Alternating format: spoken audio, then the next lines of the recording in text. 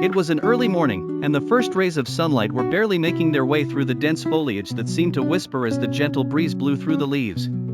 The rustling sound was almost like a soft laughter, welcoming the arrival of the day.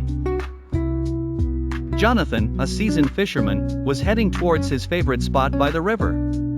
His old boots crunched against the gravel pathway as he carried his trusty fishing rod and tackle box, each step accompanied by the chorus of birds starting their morning symphony. The river was his sanctuary. He felt a sense of belonging with the whispers of water flowing over rocks and the reflections of the trees dancing on its surface.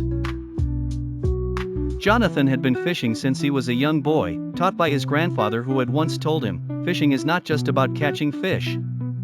It's about the patience, the quiet, and the stories told by the river."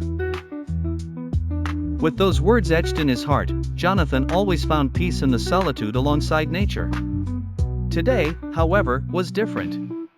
As Jonathan arrived at the riverbank, the atmosphere seemed unnaturally silent. The usual harmonious sound of flowing water failed to greet him. Curious and slightly unnerved, he approached the edge of the river.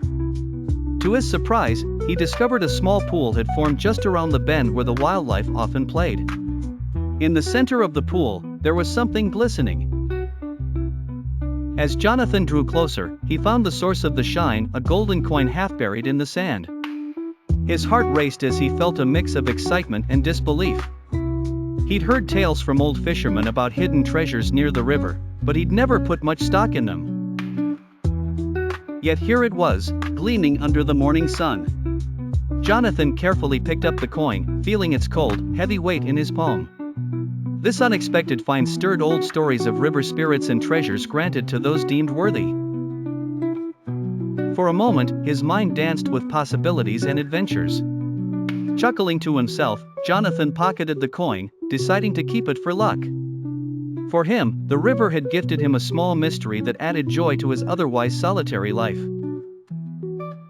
He cast his line into the water, listening as the river seemed to regain its voice, the whispers of the past flowing in harmony with the present. And there, surrounded by nature, Jonathan understood that true treasures are not always found in what we seek, but in the unexpected moments that life grants us,